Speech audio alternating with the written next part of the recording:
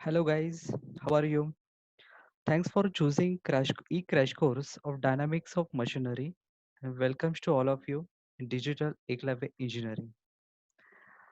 आज सबसे पहला ये वीडियो है जो डेडिकेटेड होगा अपना फर्स्ट थर्ड मॉड्यूल. एक्चुअली जो फर्स्ट मॉड्यूल है governor gyroscope static dynamics balancing. It's a little bit different from mechanical vibration. So DOM जो था वो initially it was a mechanical vibration, काफी टफ सब्जेक्ट था, इसलिए बच्चों में काफी निगेटिवली पॉपुलर था. बट अभी जो है it's a DOM dynamics of machinery, उसमें कुछ टॉम का पार्ट ऐड किया है. सो आज सबसे पहले देखते हैं कि वेटेज कितना है, सिलेबस क्या है, और फिर अपने टॉपिक की तरफ जाते हैं. Okay, so let's start.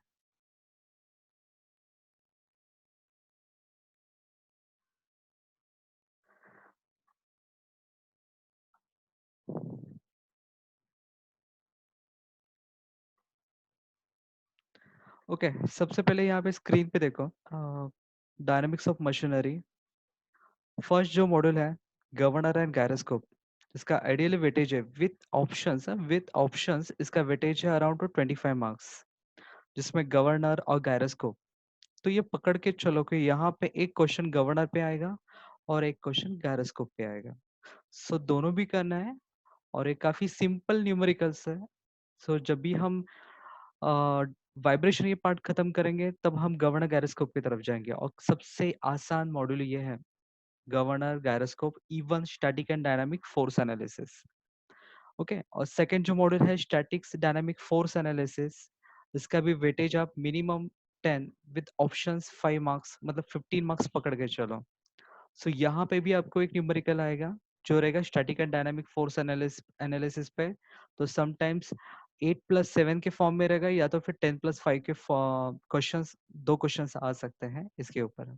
सो इसका एक थ्योरी और इसका एक न्यूमेरिकल, ये कंसिडर करके चलो. Module number 3, basic concept of vibration and free undamped single degree freedom of vibratory system.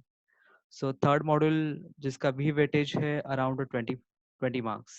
सो इसके ऊपर बहुत ज्यादा थ्योरी भी आता है और एक न्यूमेरिकल्स पकड़ के चलो इसके ऊपर भी आते हैं. सो थ्योरी प्लस न्यूमेरिकल्स ये कॉम्बिनेशन चलता है. बट रिमेंबर गाइज कि डॉम जो सब्जेक्ट है, मैकेनिकल वाइब्रेशन जो भी सब्जेक्ट है, आप सिर्फ थ्योरी करके पास नहीं होगे, आप सिर्फ न्यूमेरिकल करके भी इतने आसानी से पास नहीं होगे. सो यहाँ पे आपको न्यूमेरिकल और थ्योरी का कॉम्बिनेशन 60-40 70-30 का चलते रहता है. सो ये करना ही पड़ेगा. सो विदाउट थ्योरी और विथ थ्योरी पॉसिबल नहीं है, क्योंकि क्वेश्चन नंबर 1 और समटाइम्स क्वेश्चन नंबर 6 के ऊपर थ्योरी काफी ज्यादा आता है.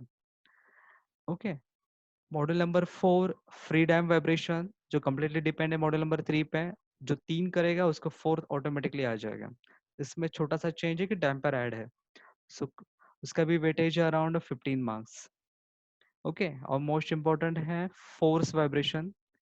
Next, vibration isolation and transmissibility. So force vibration का भी 10 मार्क्स to 12 मार्क्स का एक क्वेश्चन आता है, और वाइब्रेशन आइसोलेशन एंड ट्रांसमिसिबिलिटी पे भी एक क्वेश्चन आता है. और इसके ऊपर थ्योरी जो आते हैं वो टिपिकल टाइप्स ऑफ आइसोलेटर्स क्या है, फोर्स ट्रांसमिसिबिलिटी के वहाँ पे कुछ ग्राफ्स है, phase angle versus frequency ratio, so many things कि सो वहाँ पे थ्योरी भी अच्छा खासा है और न्यूमेरिकल्स भी आते हैं. सो ये मॉडल्स को कभी स्किप ही नहीं करना है. नेक्स्ट है वाइब्रेशन मेजरिंग इंस्ट्रूमेंट. जिसने ऊपर का चैप्टर किया उसको वो मेजरिंग इंस्ट्रूमेंट में सिर्फ एक दो फॉर्मूलेज ऐड है. सो ये चैप्टर भी आपसे हो जाएगा और इसके ऊपर थ्योरी भी आता है. और सबसे आसान वाला है sixth module, that is rotor dynamics. Either theory आता है 5 मार्क्स का, या तो फिर न्यूमेरिकल आता है 5 मार्क्स का, 5 to 8 मार्क्स का. सो वहां पे पकड़ के चलना है कि आइदर न्यूमेरिकल आइदर थ्योरी. सो मैं वो डिस्कस करूंगा कि आपको क्या करना है उसमें से. और बैलेंसिंग वो भी काफी सिंपल है, और अभी तो डाउन में बैलेंसिंग काफी ज्यादा सिंपल हुआ है. अभी चलते हैं ऑटोमोबाइल की तरफ. ऑटोमोबाइल का जो सिलेबस है उसमें सिर्फ गवर्नर का पार्ट नहीं है, अदरवाइज गायरोस्कोप का 4 व्हीलर का पार्ट ऑटोमोबाइल्स के सिलेबस में ऐड है. सो मॉड्यूल नंबर 1 का आपको हाफ पार्ट पकड़ के चलो. आपको module number 2 static and dynamic force analysis, ये पार्ट नहीं है, बट आपको एक नया मॉड्यूल है, that is a multi degree of freedom. Okay, but remember multi degree of freedom अगर आप करते हो तो वो काफी ज्यादा लेंदी और कॉम्प्लिकेटेड है. अगर आप पासिंग या तो फिर अराउंड 45-50 मार्क्स के बारे में सोच रहे हो, तो मैं तो बोलूंगा कि मल्टी डिग्री को थोड़ा साइड में ही रखो। अदरवाइज मल्टी डिग्री सॉल्व करने के चक्कर में बाकी पेपर रह जाएगा, क्योंकि वो लेंदी है। वहाँ पे यहाँ पे फाइनल आंसर्स और स्टेप्स को मार्किंग भी होती है, बट फाइनल आंसर्स अगर करेक्ट नहीं है तो मार्क्स लूज होने के काफी सारे चांसेस हैं। Okay, next. ये था सिलेबस। यहाँ पे अगर अगर आप पासिंग के कोई बच्चे का कैटेगरी होता है कि मुझे सर अभी 32 चाहिए, तो मैं बोलूंगा कि कम से कम 32 चाहिए, 40 प्लस चाहिए, 50 प्लस चाहिए। आपको एटलीस्ट 4 मॉडल और फिफ्थ की थ्योरी आपको कंपलसरी करनी है।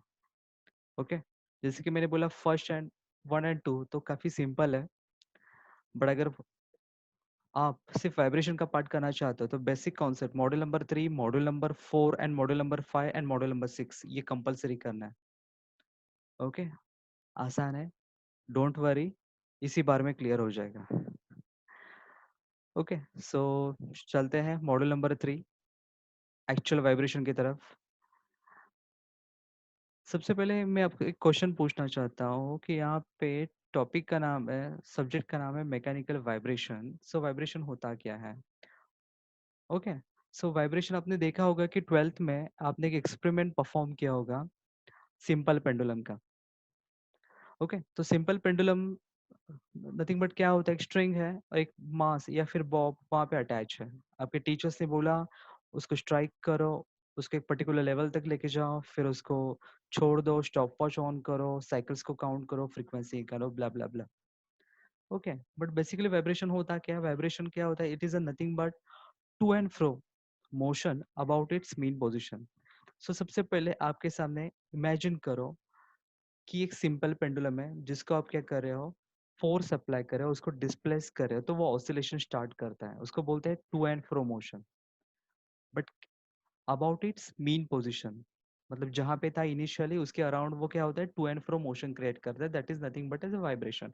ये डेफिनेशन कोई पूछेगा नहीं, एग्जाम में नहीं आएगा, बट फिर भी पता होना चाहिए। नेक्स्ट जो क्वेश्चन आता है एग्जाम में वो होता है कॉजेस, मतलब वाइब्रेशन क्रिएट ही क्यों होता है। तो वहाँ पे बेसिकली दो टाइप्स है, दो रीजंस है। फर्स्ट है नेचुरल रीजन, जिसमें विंड्स भी हो सकता है, अर्थक्वेक भी हो सकता है, ये तो नेचुरल है। और सेकंड मैन मेड में रीजंस में क्या है, external excitation force and couples. मतलब मैंने उस सिस्टम को फोर्स अप्लाई किया, मैंने वहां पे कपल एक्ट किया, तो उसने वाइब्रेशन स्टार्ट किया। For example simple pendulum, simple pendulum ने मैंने वहां पे फोर्स अप्लाई किया जिसकी वजह से वहां पे ऑसिलेशन स्टार्ट हुआ। ओके, ये हुआ एक्सटर्नल एक्साइटेशन फोर्स या तो फिर कपल जो हमने वहां पे एक्ट किया। और सेकेंड थिंग इज दैट कि unbalance forces and couples. Suppose वहां पे, सपोज एक for example take it as a fan, fan में आवाज हो रहा है, नॉइज क्रिएट हो रहा है, तो इट मीन्स वहां पे समथिंग इज देयर, कुछ तो प्रॉब्लम है। तो वो अनबैलेंस क्रिएट हो रहा है, इट मीन्स वहां पे अनबैलेंस फोर्सेस है। वो रोटेट हो रहा है तो अनबैलेंस कपल्स है। तो इसके वजह से भी क्या होता है, वाइब्रेशन क्रिएट होता है। बेसिकली दो टाइप है, एक नेचुरल रीजन जिसमें हवा है, विंड्स है, अर्थक्वेक है। मैन में हमने वहां पे मस्ती की, external excitation force couple act किया। और सेकंड, ऑलरेडी डिजाइन में भी कुछ प्रॉब्लम्स है जिसके वजह से वहां पे unbalance forces and unbalance couples है। नेक्स्ट, ये क्वेश्चन आता है क्वेश्चन नंबर 1 में, good effects and bad effects. तो सबसे पहले देखते हैं गुड इफेक्ट्स, मतलब एप्लीकेशन पार्ट क्या है इसका। एप्लीकेशन पार्ट ये है इसका, म्यूजिकल इंस्ट्रूमेंट्स, म्यूजिकल इंस्ट्रूमेंट्स जहाँ पे सारे म्यूजिकल इंस्ट्रूमेंट्स वाइब्रेशन के ऊपर डिपेंड है। और सेकंड जो है, shakers, hoppers, conveyor belts, pneumatic drill machine, ये सारा आपने डिस्कवरी में डे टू डे लाइफ में देखा होगा कि शेकर्स हॉपर्स कहाँ पे यूज होते हैं, तो सेग्रीगेशन करने के लिए। कन्वेयर बेल्ट है, न्यूमेटिक ड्रिलिंग मशीन है, रोड पे हमने देखी होगी। तो ये सारा कॉन्सेप्ट किस पे डिपेंड है, तो वाइब्रेशन पे डिपेंड है। बैड इफेक्ट में क्या है, तो बैड इफेक्ट में होता क्या है, सबसे पहले मैं आपको स्टेप वाइज इमेजिनेशन करवाता हूँ कि बैड इफेक्ट्स होता क्या है। सॉरी, सबसे पहले होता है कि बैड इफेक्ट्स मतलब सपोज वहां पे हमने कुछ तो मस्ती की, फोर्सेस अप्लाई किए, या तो फिर वहां पे कुछ तो अनबैलेंस फोर्सेस एंड कपल्स है, तो जिसके वजह से होता क्या, सबसे पहले क्या होगा, वहां पे फ्रिक्शन क्रिएट होगा, friction between two mating parts. तो सबसे पहले वहां पे फ्रिक्शन होगा, फिर भी हम ध्यान नहीं दे रहे तो वहाँ पे वियर एंड टेयर होगा। ओके, और वियर एंड टेयर होते वक्त ऑफ कोर्स वहाँ पे क्या क्रिएट होगा, अनवांटेड नॉइज। ओके, फिर भी हम ध्यान नहीं दे रहे तो वियर एंड टेयर होते रहेगा और वहाँ पे क्या हो सकता है, पार्शियल फेल्यूर ऑफ कंपोनेंट्स। जरूरी नहीं कि पूरी सिस्टम फेल्योर होगी, बट वहाँ पे पार्शियल कुछ तो पार्ट में फेल्योर आ सकता है, और then automatically complete failure of system ये occur होगा। ओके, तो सबसे पहले फ्रिक्शन हुआ, देन वेयर एंड टियर हुआ, नॉइस क्रिएट हुआ, फिर पार्शियल फेल्योर हुआ, फिर कंप्लीट फेल्योर हुआ। सो ये क्वेश्चन भी आता है क्वेश्चन नंबर 1 में, good effects and bad effects में। ओके, और एक और एप्लीकेशन पार्ट है उसका, एक मेडिकल स्ट्रेस रिलीविंग एलिमेंट। आपने देखा होगा ट्रेन में एक बंदा आता है, मसाज का वो इंस्ट्रूमेंट होता है, सो वो भी एक एग्जांपल है वाइब्रेशन का। ओके, नेक्स्ट क्वेश्चन होता है कि how to avoid the vibration, हम इसको अवॉइड कैसे कर सकते हैं। तो अवॉइड करने के लिए isolators, rubber pads, shock proof glasses. तो वाइब्रेशन आइसोलेटर्स, आइसोलेटर्स होता क्या, मीन्स डैम्पर। आपने देखा होगा शॉक एब्जॉर्बर्स व्हीकल्स में यूज होता है, डोर के पीछे डैम्पर होता है। तो दीज आर दी आइसोलेटर्स, क्या करते हैं वो वाइब्रेशन को आइसोलेट करते हैं। Rubber bands, sorry, rubber pads. तो रबर पैड्स, रबर का यूज आपने देखा होगा जिम्स में यूज होता है, नीचे फ्लोरिंग पे, क्योंकि जितना हो सके वो क्या करेगा, शॉक को क्या करेगा, एब्जॉर्ब करेगा। एंड सपोज कोई मशीन रन हो रही है, नॉइज क्रिएट हो रहा है, हमें बाकी के एनवायरनमेंट को डिस्टर्ब नहीं करना है, तो हम वहाँ पे शॉक प्रूफ ग्लासेस भी यूज कर सकते हैं। सो अंदर का नॉइज अंदर ही रहेगा। सो ऐसे करके हम उसको वाइब्रेशन को आइसोलेट अवॉइड कर सकते हैं। ओके, सो अभी तक हमने देखा कि वाइब्रेशन होता क्या है, उसकी कॉजेस क्या है, उसके गुड इफेक्ट्स बैड इफेक्ट्स क्या है, उसका अवॉइड कैसे कर सकते हैं। अभी मोस्ट इंपॉर्टेंट है टाइप्स ऑफ वाइब्रेशन। देखो जो फर्स्ट चैप्टर है, ये जो थ्योरी है, इसको कभी भी निग्लेक्ट मत करना, क्योंकि इसी के ऊपर पूरा चैप्टर डिपेंड है। अभी समझ में आया तो बाकी का पार्ट समझ में आएगा। ओके, तो सबसे पहले यहाँ पे बहुत सारे टाइप्स हैं, तो डायग्राम को देखो। तो यहाँ पे सबसे पहले क्या बोला, depends upon direction of mass. यहाँ पे एक स्प्रिंग है, स्प्रिंग के साथ क्या मास अटैच है। नेक्स्ट एक शाफ्ट है, एक डिस्क अटैच है, सेम एक शाफ्ट है, डिस्क अटैच है। तो यहाँ पे मैं मास को अगर डिस्प्लेस करता हूँ तो वो मास क्या होगा, ऑसिलेट होगा, up and down up and down. मतलब वो क्या हो रहा है, उसका मोशन क्या है, along the length of the spring. तो उसको बोलते हैं लीनियर वाइब्रेशन। मतलब यहाँ पे जो वाइब्रेशन क्रिएट हो रहा है वो अलोंग द लेंथ है, तो उसको बोलते हैं लीनियर वाइब्रेशन। नेक्स्ट एग्जांपल में क्या है, एक डिस्क है और एक शाफ्ट है। तो डिस्क क्या हो रहा है, ट्विस्टिंग अनट्विस्टिंग, ट्विस्टिंग अनट्विस्टिंग हो रहा है। So twisting and untwisting about its axis, तो उसको बोलते हैं टॉर्शनल वाइब्रेशन। तो उसको क्या बोलते हैं, टॉर्शनल वाइब्रेशन। नेक्स्ट है ट्रांसवर्स। देखो लीनियर जो था अलोंग द लेंथ था, और जो ट्रांसवर्स रहेगा वो परपेंडिकुलर टू द लेंथ रहेगा, अप्रोक्सीमेट। एग्जैक्टली नहीं होगा क्योंकि वहां पे फेलियर हो सकता है। सो यहाँ पे सपोज डिस्क और शाफ्ट क्या हो रहा है, परपेंडिकुलर टू द लेंथ या तो फिर अलोंग द डायमीटर, अगर उसका मोशन हो रहा है तो उसको बोलते हैं ट्रांसवर्स वाइब्रेशन। ओके, तो अलोंग द लेंथ लीनियर होता है, twisting untwisting, clockwise anti clockwise torsional vibration, and approximate perpendicular to the length उसको बोलते हैं ट्रांसवर्स वाइब्रेशन। सो ये टाइप्स याद रखना, समझ लेना। नेक्स्ट है depending upon the presence of external excitation force. Okay, depending upon presence of external excitation force. तो यहाँ पे बेसिकली दो टाइप है, एक फ्री वाइब्रेशन और दूसरा होता है फोर्स वाइब्रेशन। ओके, तो फ्री वाइब्रेशन होता क्या है, तो फ्री वाइब्रेशन मीन्स आपने वहां पे इनिशियली फोर्स दे दिया और सिस्टम को छोड़ दिया। Okay, only initial excitation force is required, for the example simple pendulum, जहाँ पे आपने इनिशियली फोर्स अप्लाई किया, सिस्टम को एक्टिवेट कर दिया और छोड़ दिया, तो वो फ्रीली वाइब्रेट होगा, तो उसको बोलते हैं फ्री वाइब्रेशन। नेक्स्ट है फोर्स वाइब्रेशन।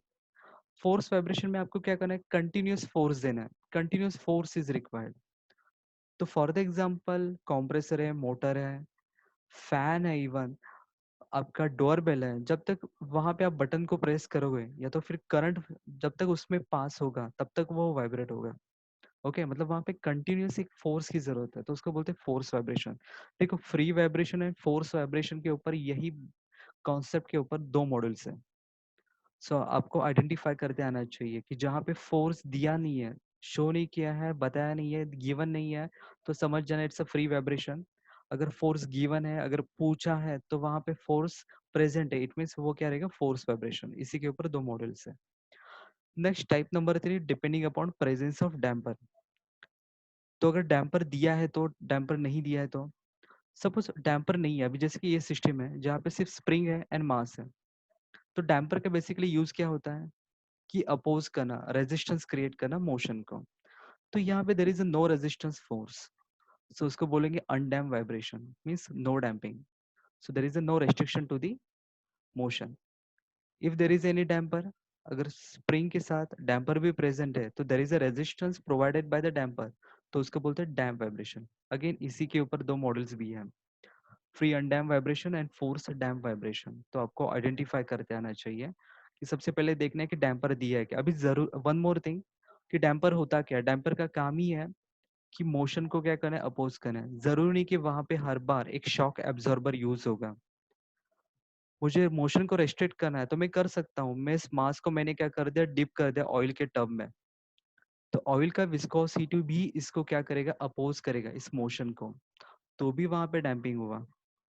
अगर सपोज यहाँ पे एयर, एयर का भी गिवन है कि वो रेस्ट्रिक्ट कर रहा है, तो एयर भी it will act as a damper. So कोई भी फ्लूइड हो, या तो फिर वहां पे सपोज यहाँ पे फ्रिक्शन हो रहा है, सपोज ये मास वॉल के साथ अटैच है, मतलब it's a very close to wall, तो भी वहां पे क्या होगा, फ्रिक्शन क्रिएट होगा, और फ्रिक्शन क्या करेगा, इसके मोशन को अपोज करेगा। सो सबसे पहले आपको चेक करना है कि डैम्पर दिया है क्या, वहां पे कोई फ्लूइड है क्या, वहां पे कोई फ्रिक्शन हो रहा है क्या। अगर ये कुछ भी नहीं हो रहा है तो वो क्या है, अनडैम्प वाइब्रेशन। अगर इसमें से कुछ भी है, डैम्पर है, ऑयल है, या तो फिर फ्रिक्शन है, तो वो क्या है, damp vibration. Got it? Okay. Next, type number 4, depending upon behaviour of element, जिसके दो टाइप्स हैं, एक लीनियर एक नॉन लीनियर। नाम में ही है, linear means suppose if all the components behaves linearly. अभी सपोज ये डायग्राम को देखो, spring, damper and mass. Suppose मैंने इस मास को क्या कर दिया, डाउनवर्ड में पुश कर दिया, तो ये स्प्रिंग को एक्सटेंड होना चाहिए, डैम्पर को भी एक्सटेंड होना चाहिए, तो मतलब सबका डायरेक्शन क्या रहेगा, सेम रहेगा। If all the components behaves linearly, अगर सबका डायरेक्शन सेम है, तो वो क्या रहेगा, लीनियर सिस्टम। अगर सपोज इसमें से एक भी पार्ट फॉल्टी है, सपोज मैं मास को डिस्प्लेस कर रहा है डाउनवर्ड में, तो यहाँ पे स्प्रिंग हो रहा है, एक तरफ कॉम्प्रेस हो रहा है और डैम्पर दूसरी तरफ एक्सटेंड हो रहा है, तो इट बिहेव्स नॉन लीनियरली, तो वो सिस्टम क्या होगा, नॉन लीनियर। इफ ऑल और any one component behaves non linearly, तो वो सिस्टम क्या होगा, नॉन लीनियर। देखो इसके ऊपर क्वेश्चन आता ही है 4 to 5 मार्क्स का, सो इसका प्रैक्टिस करके जाना है। Next, type number 5, depending upon magnitude of force. तो यहाँ पे दो टाइप्स हैं, डिटर्मिनिस्टिक एंड नॉन डिटर्मिनिस्टिक। अभी यहाँ पे डायग्राम देखो, मैंने एम्पलीट्यूड वर्सेस टाइम शो किया। ओके, इनिशियली हमारा कैसे होता है कि कभी भी मेरा ग्राफ वो जीरो से स्टार्ट नहीं होता, क्योंकि मैं जब भी सपोज फॉर द एग्जांपल में जब मैं स्टॉप वॉच ऑन करता हूँ, और मैं जो अपना सिंपल पेंडुलम है उसको सबसे पहले मैं क्या करता हूँ, डिस्प्लेस करता हूँ, तब जाके मैं स्टॉप वॉच ऑन करता हूँ। So at a time zero, T is equal to zero, वहाँ पे ऑलरेडी वहाँ पे क्या रहेगा, मैक्सिमम डिस्प्लेसमेंट रहेगा। और जैसे ही मेरा स्टॉप वॉच ऑन होगा, वो ग्रेजुअली क्या होगा, उसका एम्पलीट्यूड लेफ्ट राइट करते करते वो वैनिश हो जाएगा, रिड्यूस होते जाएगा। ओके, सो याद रखना, कभी भी आपका ग्राफ जीरो से स्टार्ट नहीं होगा, क्योंकि हमारा स्टॉप वॉच कभी ऑन होता है जब सिस्टम डिस्प्लेस होती है। सो वहाँ पे इनिशियल डिस्प्लेसमेंट इज रिक्वायर्ड, तभी जाके वो मैकेनिकल वाइब्रेशन है। सो डिटर्मिनिस्टिक मतलब क्या, डिटरमाइन कर सकते हैं। सपोज मैं आफ्टर 1 सेकेंड, आफ्टर 2 सेकेंड, मैं उसका एम्पलीट्यूड जो हो, मैं उसको डिटरमाइन कर सकता हूँ। So magnitude of the force is known. यहाँ पे मुझे प्रॉपरली पता है कि कब ये मैक्सिमम है, कब ये लोएस्ट पे है, कब उसका पोजीशन कहाँ पे है। सो मुझे उसका मैग्नीट्यूड पता है, so magnitude of the force is known, तो उसको बोलते हैं डिटर्मिनिस्टिक। और सेकंड जो ये ग्राफ है वो अर्थक्वेक का है, तो वो रैंडमली रहेगा, तो कभी वो डिक्रीज होगा, कभी वो इंक्रीज होगा, we can't predict. So force is random, we cannot predict, तो ऐसे केस में उसको क्या बोलते हैं, नॉन डिटर्मिनिस्टिक, या तो फिर रैंडम वाइब्रेशन। ओके, सो इसका प्रैक्टिस करना। तो बेसिकली हमने अभी तक क्या देखा है, यहाँ पे 3 कंपोनेंट देखे हैं, मास, स्प्रिंग एंड डैम्पर। तो मास का यूज़ क्या है? To store the kinetic energy. मैं जब भी मास को डिस्प्लेस करता हूँ, तो डिस्प्लेस हुआ तो वेलोसिटी जनरेट हुआ, और वेलोसिटी का हमें फॉर्म, ये काइनेटिक एनर्जी का फॉर्मूला पता है, हाफ एम वी स्क्वायर। तो हाफ एम वी स्क्वायर से मतलब वहाँ पे क्या होगा, काइनेटिक एनर्जी स्टोर होगा। स्प्रिंग का काम क्या है? To store the potential energy. मतलब अगर मैं सिस्टम को डिस्प्लेस करता हूँ, डिस्टर्ब करता हूँ, तो वापस से अपने ओरिजिनल पोजीशन पे लाने का काम कौन करेगा? स्प्रिंग करेगा। सो मास किसको स्टोर करेगा? काइनेटिक एनर्जी को। स्प्रिंग किसको स्टोर करेगा? पोटेंशियल एनर्जी को। और डैम्पर का काम क्या है? To resist the motion. Okay.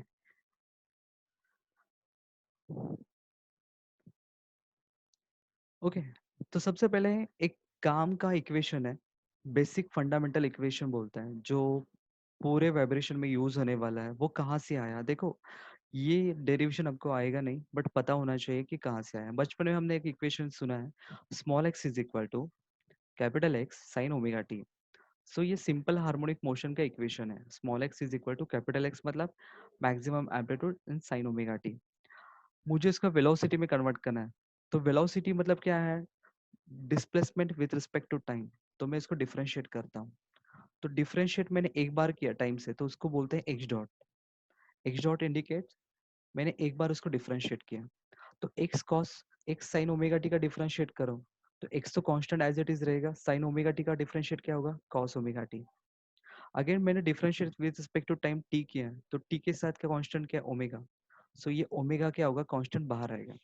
सो मुझे क्या मिलेगा? X dot is equal to x omega cos omega t. Got it. अभी मुझे एक्सेलरेशन चाहिए, तो वेलोसिटी को मुझे क्या करना पड़ेगा? डबल, वापस से एक बार डिफरेंशिएट करना पड़ेगा। सो एक्स कॉस ओमेगा टी को अगर डिफरेंशिएट करता हूँ, तो कॉस ओमेगा टी का डिफरेंशिएट करने के बाद मुझे क्या मिलेगा? Minus sign omega T. अगर टी के साथ कांस्टेंट प्रेजेंट है, तो वो भी मल्टीप्लाई में आ जाएगा। तो ऑलरेडी वहां पे एक्स ओमेगा था, वो क्या होगा? एक्स ओमेगा स्क्वायर होगा। और कॉस ओमेगा टी का डिफरेंशिएट क्या था? Minus sign omega T. Okay. Next, अगर मैं ओमेगा स्क्वायर को बाहर लेता हूँ, माइनस को भी बाहर ही रखता हूँ, तो मुझे अंदर क्या मिलेगा? X sine omega T. और X sine omega T is nothing but क्या था? X sine omega T is nothing but क्या था? स्मॉल एक्स था। Okay, small x is equal to capital X sine omega T था। तो मुझे indirectly मुझे क्या मिला? X double dot minus is equal to minus omega square X. अगर यहाँ पे माइनस है, वो वहां पे जाके प्लस होगा। बट मैं उसको ऑर्डिनरी ओमेगा नहीं बोलूंगा, उसको क्या बोलूंगा? Natural frequency. सो ये नेचुरल फ्रीक्वेंसी का बेसिक फंडामेंटल इक्वेशन है, बार बार यूज होगा।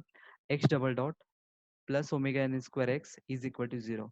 सो ये डिफरेंशिएट, ये डेरिवेशन करने की जरूरत नहीं है, बट हमने समझ के लिया कि डिफरेंशिएट, ये डेरिवेशन आया कहाँ से। नेक्स्ट हमें जो पूछा जाता है बार बार कि find a time period, find a natural frequency. तो टाइम एंड इसका रिलेशन क्या है? ओमेगा और टाइम का रिलेशन क्या है? तो ओमेगा इज इक्वल टू क्या होता है? 2 pi by T. So 1/t मतलब 1/सेकेंड। 1/सेकेंड इज नथिंग बट क्या होता है? रेडियन/सेकेंड। और रेडियन/सेकेंड किसका यूनिट है? ओमेगा का।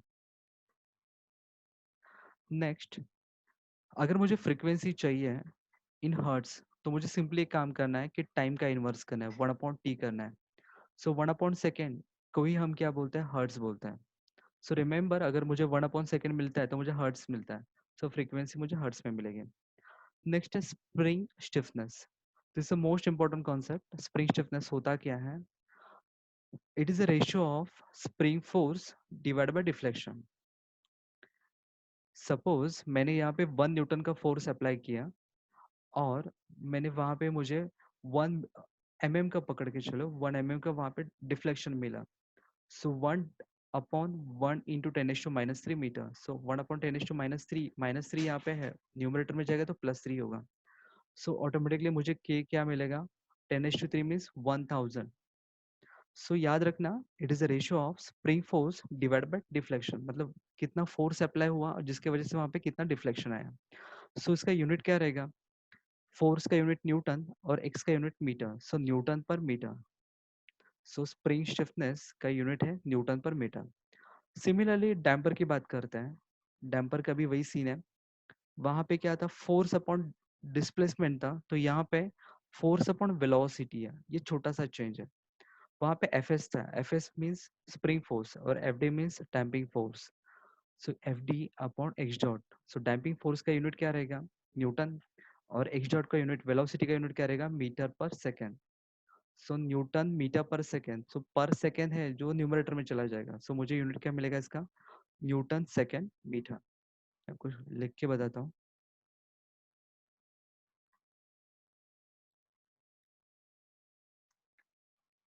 सो इसका यूनिट क्या रहेगा,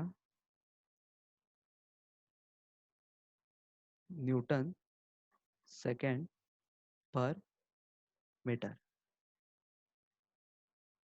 क्यों, क्योंकि ये मुझे कहाँ से मिला था, क्योंकि एफ डी का यूनिट था न्यूटन और एक्स डॉट का यूनिट था मीटर पर सेकेंड। सेम ऊपर भी,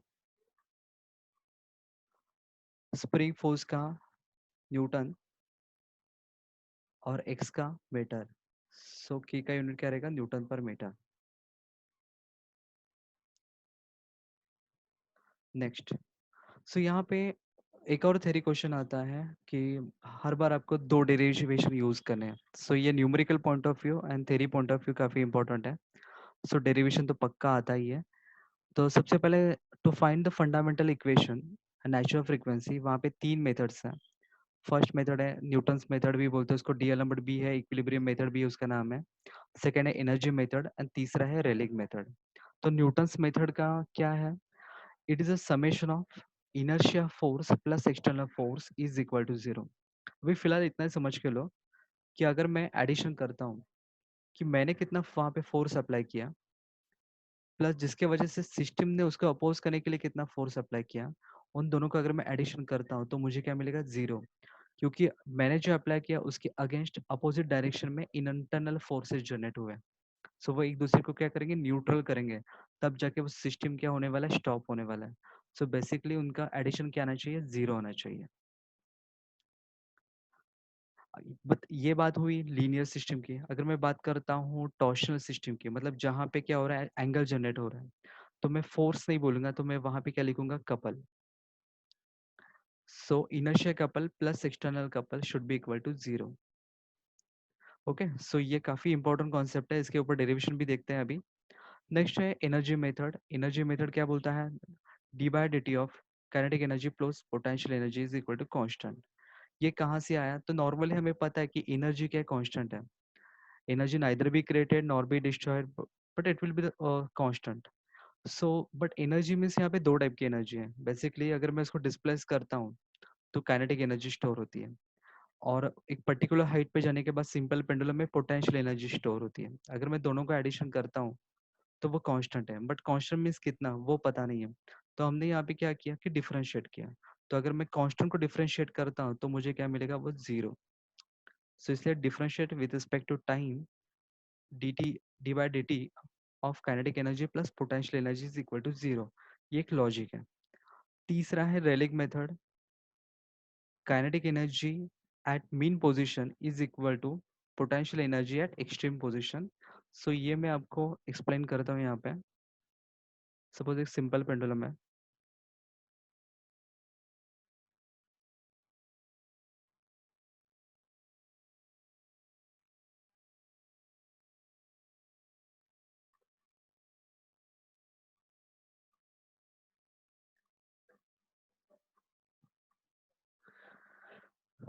ओके, तो सबसे पहले मीन पोजीशन मीन्स यहाँ पे जब टाइम क्या था, जीरो था।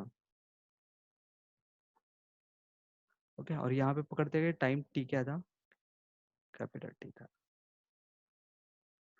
ओके, सो मैं उसको लेके गया एक्सट्रीम पोजीशन पे, एक्सट्रीम पोजीशन पे लेके गया और मैंने वहां पे उसको रिलीज कर दिया। सो वो क्या करेगा, वो फुल स्पीड से क्या आएगा, मीन पोजीशन पे आएगा। यहाँ पे उसका स्पीड क्या रहेगा, मैक्सिमम रहेगा। अगेन वो क्या करेगा, ट्रैवल करेगा अपोजिट डायरेक्शन में। तो एक पर्टिकुलर लेवल पे जाने के बाद वो वहाँ पे क्या होने वाला है, स्टॉप होने वाला है।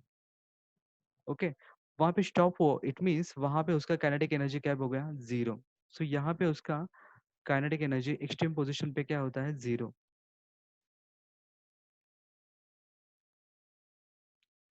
और पोटेंशियल एनर्जी क्या होती है, मैक्सिमम। क्योंकि उसका डेटम लाइन से हाइट चेंज हुआ है, सो वो क्या रहेगा, मैक्सिमम। ओके, सेम कॉन्सेप्ट यहाँ पे भी होगा कि जो वो एक्सट्रीम लेवल पे जाएगा, एक्सट्रीम पोजीशन पे जाएगा, पोटेंशियल एनर्जी मैक्सिमम रहेगी और काइनेटिक एनर्जी जीरो रहेगी। बट एट मीन पोजीशन पे क्या रहेगा, यहाँ पे मीन पोजीशन पे मैं आपको शो करता हूँ, यहाँ पे क्या होगा, तो यहाँ पे पोटेंशियल एनर्जी उसका क्या होगा, पी क्या रहेगा, जीरो,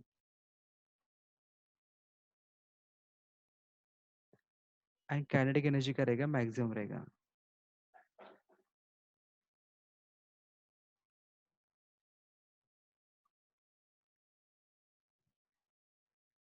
ओके, सो यहाँ पे क्लियरली पता चलता है कि यहाँ पे kinetic energy, it is going to convert in potential energy and potential energy is going to convert in kinetic energy. So यहाँ पे कन्वर्जन ये चलते रहेगा। ओके, सो कभी 20-80 होगा, कभी 80-20 होगा, तो कभी 50-50 होगा। सो ये कन्वर्जन चलते रहेगा। ओके, सो अभी देखते हैं काम की चीज जो आपको मार्क्स मिलेगा। तो सबसे पहले फर्स्ट न्यूटन्स मेथड या तो फिर इक्विलिब्रियम मेथड, ये डेरिवेशन का प्रैक्टिस अच्छे से करके जाना है, क्योंकि इसके ऊपर 6 मार्क्स 5 मार्क्स का क्वेश्चन पकड़ के चलो। ओके, तो न्यूटन्स मेथड होता क्या है, तो सबसे पहले यहाँ पे एक एग्जांपल देते हैं, केस 1, जहाँ पे एक फ्री लेंथ एक स्प्रिंग था, यहाँ पे कोई मास अटैच नहीं है। सेकेंड कंडीशन में क्या हुआ, वहां पे मैंने एक मास को हैंग कर दिया, और जैसे मैंने वहां पे मास को हैंग कर दिया तो ऑटोमेटिकली बिकॉज ऑफ मास वो क्या होगा, डिफ्लेक्ट होगा, स्प्रिंग क्या होगा, स्ट्रेच होगा। तो वहां पे बिकॉज ऑफ मास वहां पे क्या होगा, वहां पे डिफ्लेक्शन आएगा। तो इस डिफ्लेक्शन को बोलते हैं delta S T. Delta S T means static deflection. Delta S T means static deflection because of mass. मैंने उसको अभी तक डिस्प्लेस नहीं किया है, बट बिकॉज ऑफ मास वहां पे डिफ्लेक्शन है, तो उसको डेल्टा एस टी बोलते हैं। नेक्स्ट हमने क्या किया, उस मास को हमने क्या कर दिया, डिस्प्लेस कर दिया बाय डिस्टेंस एक्स से। सो ऑलरेडी वहां पे डेल्टा एस टी था, डिफ्लेक्शन, और ऊपर से एक्स ऐड हुआ। ओके, सो अभी देखते हैं हम। तो सबसे पहले बात करते हैं कंडीशन नंबर 2 की। कंडीशन नंबर 2 में देखो, यहाँ पे जैसे मैंने मास हैंग कर दिया तो वेट एक्ट करेगा डाउनवर्ड में, और उसको बैलेंस करने का काम कौन करेगा, स्प्रिंग फोर्स करेगा अपवर्ड में। तो स्प्रिंग फोर्स होता क्या है, f s is equal to k x. ये अगर आपको पता होगा तो स्प्रिंग फोर्स होता क्या है, F is equal to k x. But यहाँ पे एक्स जनरेट हो रहा है क्या, नहीं, यहाँ पे क्या हो रहा है, डिफ्लेक्शन कितने से हो रहा है, डेल्टा एस टी से। सो मैं एक्स नहीं बोलूंगा, उसको डेल्टा एस टी बोलूंगा। सो डेल्टा एस टी, अगर मेरा मास वेट डाउनवर्ड में एक्ट करे तो डेल्टा एस टी कहाँ पे एक्ट करेगा, के डेल्टा एस टी यहाँ पे अपवर्ड में। सो can I say m g is equal to k delta, वो एक दूसरे को बैलेंस करे तभी तो जाके मास स्टडी कंडीशन में है। So equation number 1। Okay, now case 3। Case 3 में अभी क्या करता हूँ, मैं वहां पे क्या करता हूँ, उस मास को खींचूंगा, उसको डिस्प्लेस करूंगा बाय डिस्टेंस एक्स से। तो ऑलरेडी यहाँ पे स्प्रिंग फोर्स था के डेल्टा एस टी, तो उसमें मैंने क्या कर दिया, एक्स ऐड कर दिया। तो स्प्रिंग फोर्स टोटल क्या बनेगा, के, और टोटल डिफ्लेक्शन क्या था, delta plus x. Okay, m g तो एज इट इज डाउनवर्ड में एक्ट करेगा। अभी यहाँ पे जैसे ही मैंने वहां पे उसको डिस्प्लेस कर दिया डाउनवर्ड में, तो मास, आपको पता होगा एक इक्वेशन बचपन में सुना होगा, F is equal to M A करके, F is equal to M A. But हम वाइब्रेशन में डिस्प्लेसमेंट को एक्स बोलते हैं, वेलोसिटी को मैं एक्स डॉट बोलता हूँ, और एक्सेलरेशन को मैं एक्स डबल डॉट बोलता हूँ। सो मुझे यहाँ पे एम ए नहीं मिलेगा, तो ए को मैं लिखता हूँ एक्स डबल डॉट।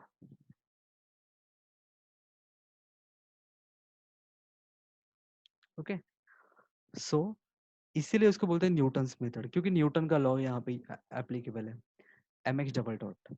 सो मैंने उसको डाउनवर्ड में डिस्प्लेस कर दिया था, तो यहाँ पे न्यूटन्स फोर्स जनरेट हुआ अपवर्ड में। सो ऑलरेडी वहां पे स्प्रिंग फोर्स भी अपवर्ड में काम कर रहा है, न्यूटन फोर्स भी अपवर्ड में काम कर रहा है। अपोजिट में कौन काम कर रहा है? सिर्फ mg डाउनवर्ड में।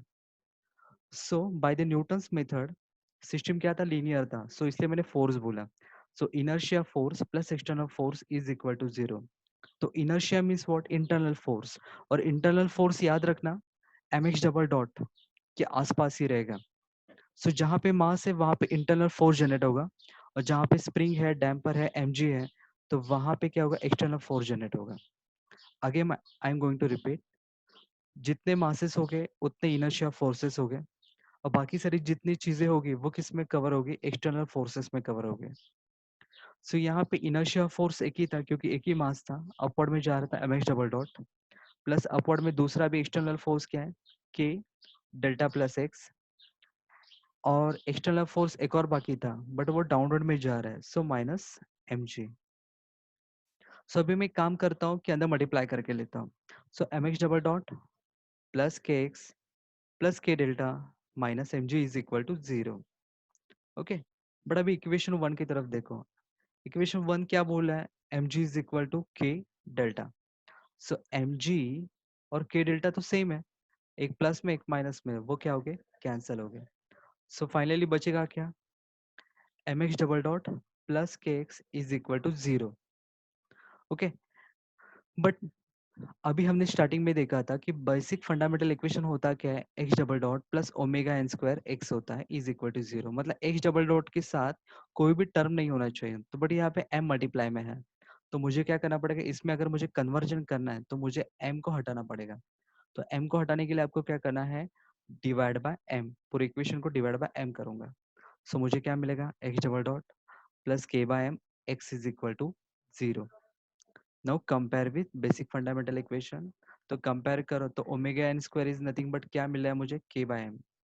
सो ओमेगा एन स्क्वायर था, तो अगर मैं स्क्वायर वहां पे सपोज यहाँ पे देखो, so omega N square is equal to क्या मिलता है? K upon m. बट मुझे ओमेगा एन चाहिए तो वो अंडर रूट में चला जाएगा, के upon M.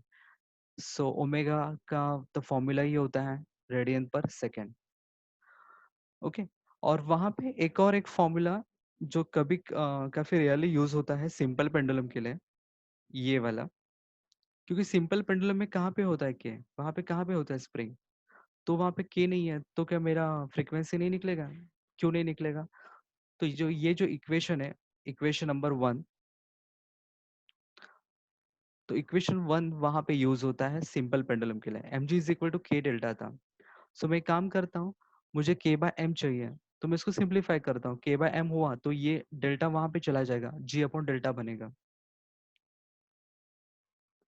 Okay, so G by delta, so K upon M को मैं रिप्लेस करता हूँ by using G upon delta. G क्या होता है? That is a gravitational acceleration 9.81, और डेल्टा मतलब वो स्ट्रिंग जो सिंपल पेंडुलम का जो भी लेंथ रहेगा वो क्या रहेगा? डेल्टा रहेगा।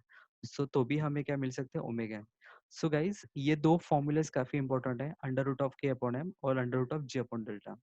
अदरवाइज आप कंफ्यूज हो गए कि भाई स्प्रिंग नहीं है तो मेरा ओमेगा नहीं निकलेगा। नहीं, जरूर निकलेगा। ओके, बट यहाँ पे ओमेगा जो मिलेगा आपको रेडियन पर सेकंड में मिलेगा, मुझे किस में चाहिए? हर्ट्स में चाहिए।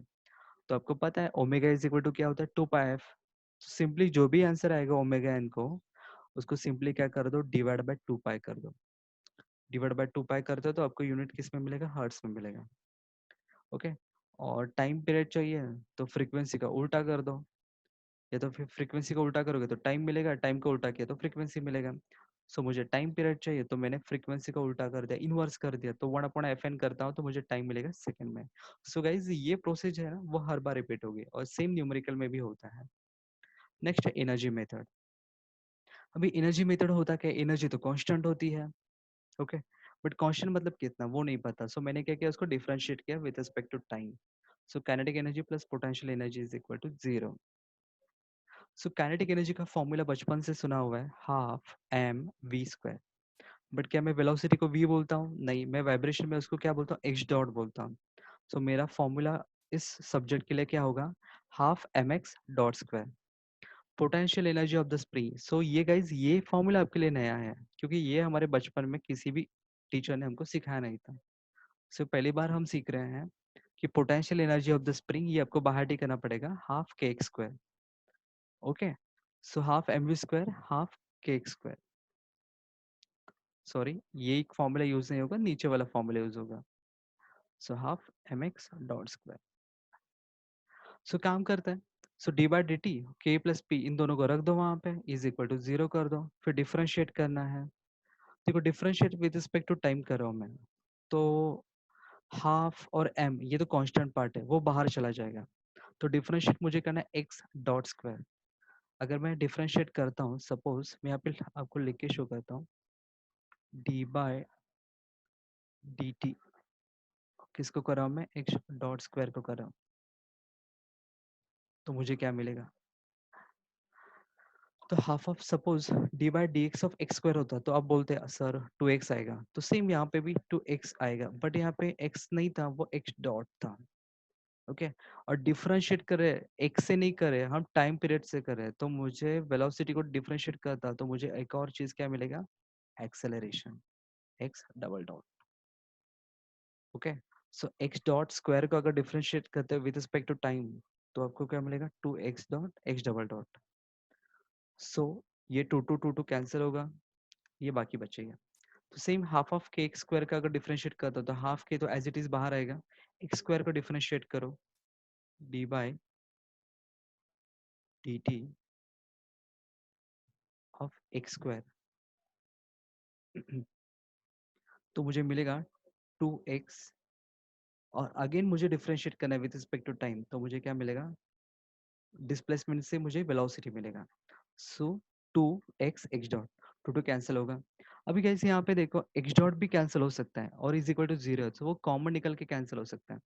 तो मुझे बाकी बचेगा क्या, M X double dot plus के x is equal to 0।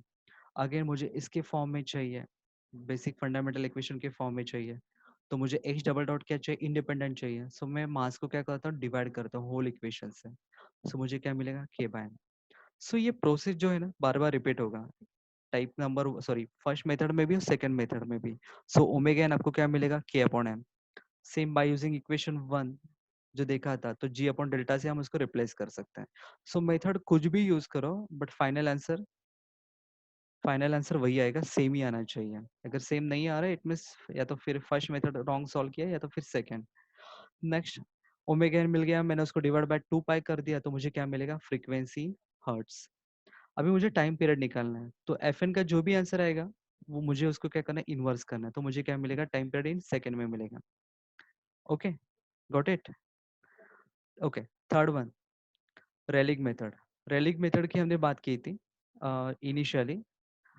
So relic method में हमने देखा था, वो डायग्राम मैं आपको वापस से शो करता हूँ, kinetic energy maximum at mean position is equal to kinetic energy at,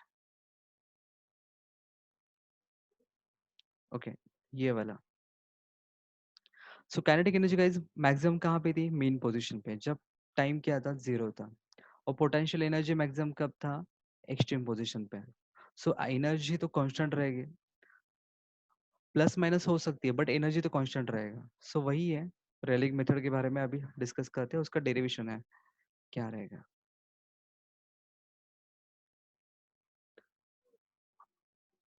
okay so equation मैंने लिख दिया, हमें पता है small x is equal to capital X sine omega t. देखो काइनेटिक एनर्जी की बात हो रही है, तो काइनेटिक एनर्जी में क्या यूज होता है, half m v square, half m v square half M x dot square. तो मुझे एक्स डॉट लगने वाला है, तो मैंने क्या किया, उसको डिफरेंशिएट करके लिया। सो एक्स क्या होता है, capital X sine omega two T.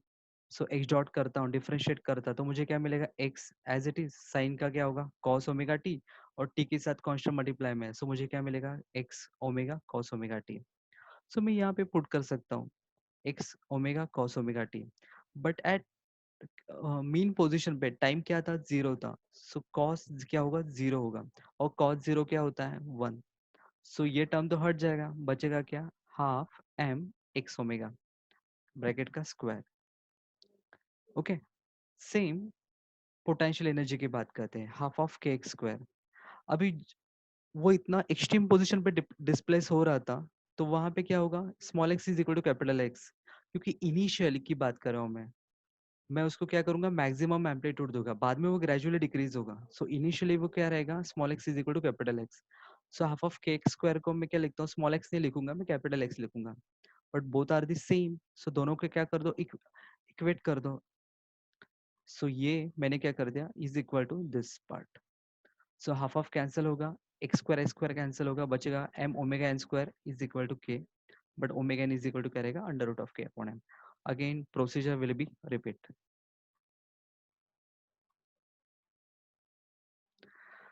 Okay, so आज हमने क्या क्या सीखा, बहुत कुछ सीखा। एक बार ये थ्री पार्ट करके देखना है, जाना है, क्योंकि कंफ्यूजन नहीं होगा, बट ये बेसिक है, ABCD है, वो हमें कभी भी भूलना नहीं है।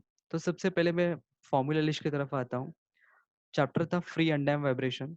सबसे पहले उसको आइडेंटिफाई कैसे करते हैं, न्यूमेरिकल को, to identify the module check whether the system is continuous force is mention और नॉट। क्योंकि बात करें फ्री की, तो वहाँ पे फोर्स है या नहीं है वो आपको चेक करना पड़ेगा। अगर नहीं है तो अपना फ्री वाइब्रेशन है। और दूसरा है undamp, so damping is provided और नॉट। अगर damp, if it is a free vibration without damper, then use the two methods. अगर वहाँ पे डैम्पर भी नहीं है, वहाँ पे फोर्स भी नहीं है, तो हम मॉड्यूल नंबर 3 की तरफ चल रहे हैं। Okay, free undamp vibration. और फ्री अनडैम्प में अभी हमने डेरिवेशंस देखे, न्यूटन्स मेथड देखा, एनर्जी मेथड देखी, रेलिंग मेथड देखे।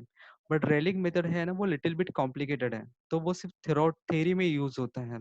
न्यूमेरिकल सॉल्व करने के लिए सिर्फ दो ही मेथड काम की है, आइदर न्यूटन्स मेथड या तो फिर एनर्जी मेथड। सो एग्जाम में आपको सबसे पहले देखना है कि कोई मेथड मेंशन किया है क्या, इसी से सॉल्व करो, तो वही मेथड आपको यूज करना है। अदरवाइज कोई भी मेथड यूज करो, बट आंसर निकालो, जो आपको सिंपल लगे वो मेथड यूज करो।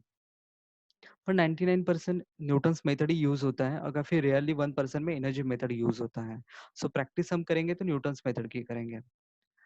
सो अगेन रिवाइज करते हैं, न्यूटन्स मेथड क्या था, summation of inertia force plus external force is equal to zero. But ये किसके लिए, लीनियर के लिए। अगर सिस्टम टॉर्शनल है, ट्विस्टिंग एंड ट्विस्टिंग हो रहा है, तो हम उसको क्या बोलेंगे, summation of inertia couple plus external couple should be equal to zero. Next है एनर्जी मेथड, क्या था, एनर्जी कांस्टेंट होता है, तो इसलिए हमने क्या बोला, D by D T of kinetic energy plus potential energy is equal to zero. Third one है Rayleigh method, kinetic energy maximum कहाँ पे थी, मेन पोजीशन पे थी, इज इक्वल टू क्या रहेगी, पोटेंशियल एनर्जी मैक्सिमम कहाँ पे रहेगी, एट एक्सट्रीम पोजीशन पे रहेगी। ओके, सो इसके डेरिवेशन की प्रैक्टिस करनी है, वो पक्का आएगा, दो डेरिवेशन इसमें से आती ही है हर बार। नेक्स्ट है नेचुरल फ्रीक्वेंसी। नेचुरल फ्रीक्वेंसी हमने देखी, ओमेगा इनके फॉर्मूलेस, अंडर रूट ऑफ के upon m, similarly under root of g upon delta, इसको भूलना मत। अगर मैं इसको डिवाइड बाय 2 पाई करता तो मुझे किस में मिलेगा, एफ एन, हर्ट्स में मिलेगा। एफ एन का इनवर्स करता तो मुझे टाइम पीरियड किस में मिलेगा, सेकेंड में मिलेगा। ओके, बट ये बात हुई लीनियर की। अगर मैं बात करता हूँ टॉर्शनल की, तो टॉर्शनल में क्या क्या चेंजेस होते हैं। आपको ये भी देखना पड़ेगा सिस्टम टॉर्शनल है कि कैसे कैसे आइडेंटिफाई होगा। देखो, लीनियर में क्या क्या यूज होता है, एक्स यूज होता है, तो टॉर्शनल में क्या बोलूंगा उसको, थीटा। यहाँ पे एक्स डॉट, तो यहाँ पे थीटा डॉट। एक्स मतलब linear velocity, linear displacement, theta means angular displacement. X dot means linear velocity, theta dot means angular velocity. X double dot means linear acceleration, theta double dot means angular acceleration. के होता है spring stiffness, तो के T होता है torsional spring stiffness. C damping coefficient, C T torsional damping coefficient. Linear में mass use होता है, तो टॉर्शनल में mass moment of inertia use होता है। देखो गाइज, ये काफी इंपॉर्टेंट है, हम रट्टा मारेंगे तो सिर्फ ये फॉर्मूलाज, फिर बाद में इनको कन्वर्ट करेंगे इसमें, अदरवाइज काफी कॉम्प्लिकेटेड होगा सॉल्व करने के लिए। ओके, सो देखते हैं, सो इसको भूलना मत।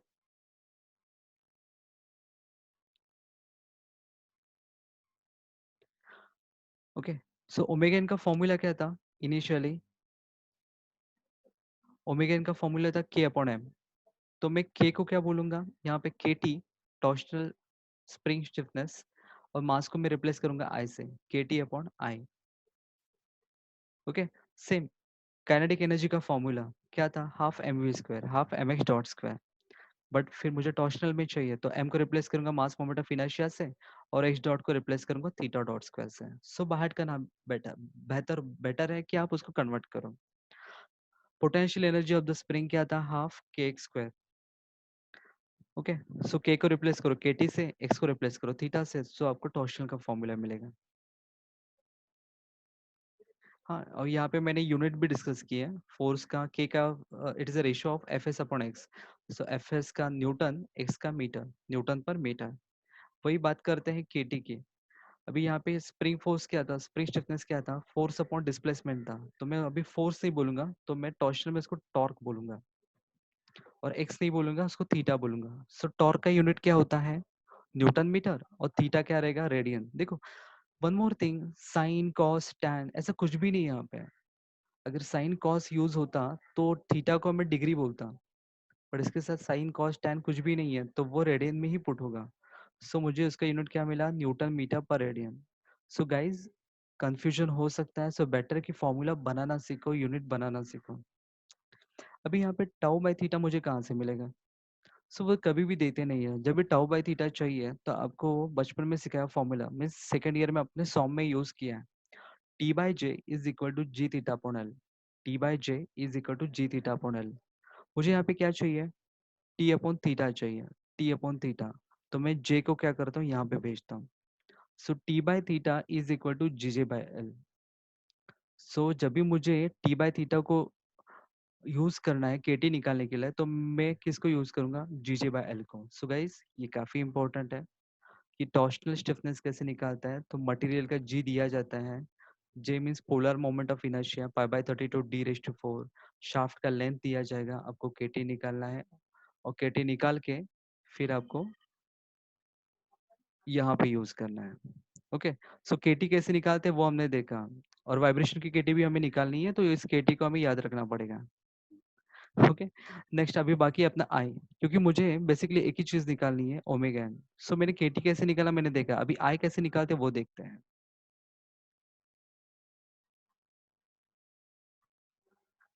ओके, जी का हमने डिस्कस किया था, मॉडुलस ऑफ रिजिडिटी, उसका यूनिट रहेगा newton per metre square. J polar moment of inertia pi by 32 D raise to 4, और लेंथ क्या रहेगा मीटर में।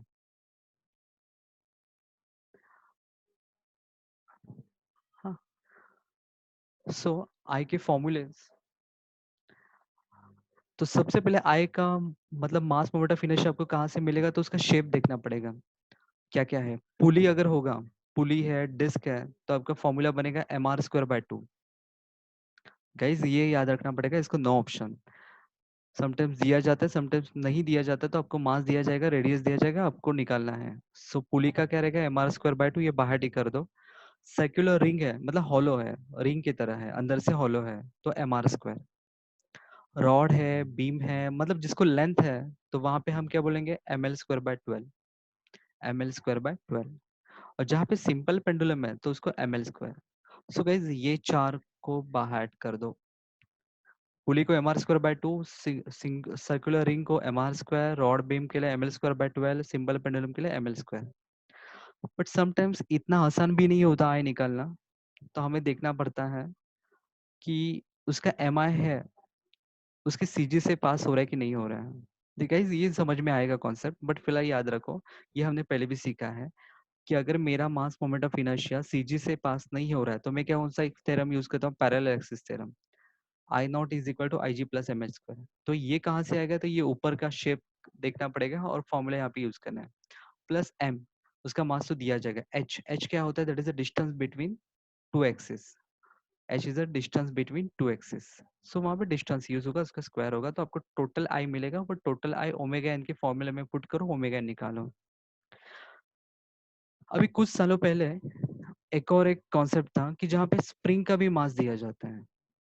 अभी पूरे वाइब्रेशन में स्प्रिंग को हम वेटलेस कंसिडर करते हैं, बट समटाइम्स मतलब 99% में 1%, मतलब 10 साल में कभी एक बार ऐसे न्यूमेरिकल आया था कि जहाँ पे स्प्रिंग का मास भी दिया था। तो सिर्फ इतना याद रखो, बाकी डेरिवेशन याद रखने की जरूरत नहीं, इतना याद रखो, अगर मैं स्प्रिंग मास देते हैं ना तो उसको 1/3 लेना है। जनरली अपना फॉर्मूला क्या होता है, omega n under root of के अपॉन एम। पर यहाँ पे स्प्रिंग का मास दिया है, तो उसको, सॉरी यहाँ पे गलत रॉन्ग लिखा हुआ है, उसको करेक्ट करके लो। सो एम एस बाय 3 रहेगा। ओके, सो ms/3 ये फैक्टर वहां पे चाहिए। सो हम omega n under root of के अपॉन एम प्लस स्प्रिंग का मास हम क्या करेंगे, 1/3 कंसिडर करेंगे। ओके गाइस, ये जो थ्योरी था इसमें आने वाला पार्ट है गुड इफेक्ट्स, बैड इफेक्ट्स, फिर टाइप्स ऑफ वाइब्रेशन, फिर 3 डेरिवेशन। ये यहाँ पे आने वाले कॉमन क्वेश्चंस हैं। तो आई होप आज इसका आप प्रैक्टिस करोगे। आज मैं आपको असाइनमेंट देता हूँ कि आप 3 ये जो डेरिवेशन है एक बार पढ़ के, एक बार ओपन बुक करके टेस्ट की तरह आप देख के लिखो, बट लिखो जरूर। ओके और उसके बाद ये फॉर्मूलाज को तो प्रैक्टिस करना ही है, क्योंकि उसका ऑप्शन ही नहीं है, क्योंकि पूरा मैकेनिकल वाइब्रेशन है जो इस पर डिपेंड है। सो इसके साथ आपको फेमिलियर होना ही पड़ेगा।